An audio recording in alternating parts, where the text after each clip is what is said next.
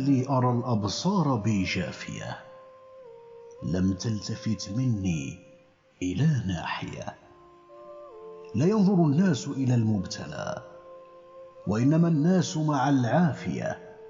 صحبي سلوا ربكم العافية، فقد دهتني بعدكم داهية، صار مني بعدكم سيدي، فالعين من هجرانه باكية.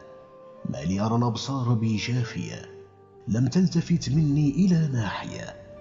لا ينظر الناس إلى المبتلى، وإنما الناس مع العافية. صحبي سلوا ربكم العافية، فقد دهتني بعدكم داهية، صار مني بعدكم سيدي، فالعين من هجرانه باكية. بالله يا حلوة العينين زوريني قبل الممات، وإلا فاستزيريني. هذان أمران فاختاري أحبهما، إليك أولى فداعي الموت يدعوني. إن شئت موتا فأنت الدهر مالكة روحي، وإن شئت أن أحيا فأحييني. يا عتب ما أنت إلا بدعة خلقت من غير طين، وخلق الناس من طين. كم عائب لك لم أسمع مقالته، ولم يزدك لدينا غير تزيين. كأن عائبكم يبدي محاسنكم وصفا فيمدحكم عندي ويخريني. ما فوق حبك حبا لست أعلمه، فلا يضرك أن لا تستزيديني.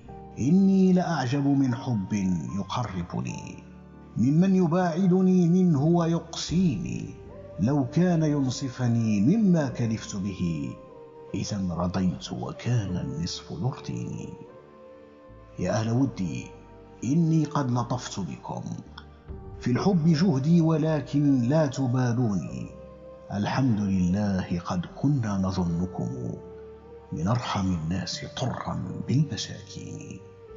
أما الكثير فلا أرجوه منك، ولو أطعمتني في قليل كان يكفيني. الحمد لله قد كنا نظنكم من أرحم الناس طرا بالمساكين. أما الكثير فلا أرجوه منك، ولو أطعمتني في قليل كان يكفيني.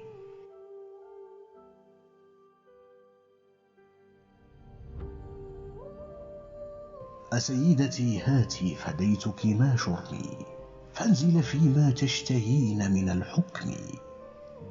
تلاعبت بي يا عتب ثم حملتني على مركب بين المنية والسقم. خليلي ما لي لا تزال مضرتي تكون على الأقدار حتما من الحتم. يصاب فؤادي حين أرمى، ورميتي تعود إلى نحري ويسلم من أرمي. صبرت ولا والله ما بي جلادة على الصبر، لكن قد صبرت على رغمي. ألا في سبيل الله جسمي وقوتي، ألا مسعد حتى أنوح على جسمي.